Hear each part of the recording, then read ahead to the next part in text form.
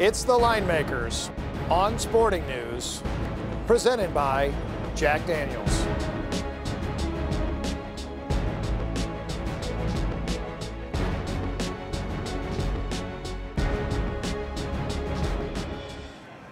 Folks, we thank you for stopping by SportingNews.com. We stopped by the South Point Casino here in Las Vegas. The place is jumping, and we're ready for another free preview week here on SportingNews.com. With Ricky Herron, I'm Brian Blessing, previewing Tampa Bay's visit to New York to take on the Giants.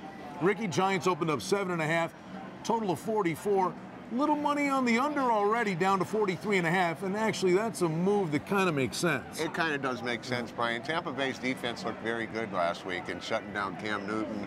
They held Carolina to 10 yards rushing, picked Newton off twice, and everybody focused on the changes they made on offense, but their defense played really well. Let's talk about Freeman. I watched that game closely with Carolina, and I give the guy full marks. He stands tall in that pocket, but he's got the guts of the burglar. He kind of hangs on to it a little bit too long at times.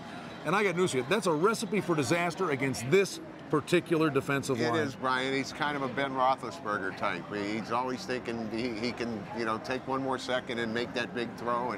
And yeah, that's against this front line. That's a recipe for disaster. But the Giants' secondary is all banged up. Let's talk about the number. You say you think it's a tad inflated. It's already through the key number of 7. But the sense of urgency for the Giants, without doubt, is there. The numbers are ridiculous. You go 0-2, you got a big problem on your hands, so the Giants are going to mean business. There's something like 5% of the teams make the playoffs if they go 0-2. And if you go 0-2 at home, it's even worse. And in my mind, you have to wonder about the Giants a little bit. One, do they have a Super Bowl hangover, okay? And two, that 10 days off, are they going to be maybe a little bit flat coming into this game?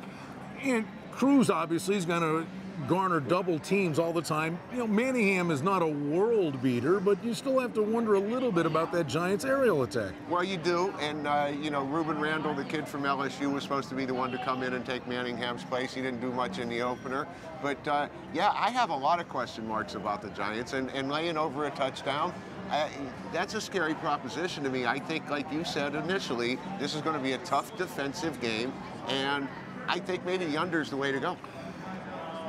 We've got a few days until this one goes off.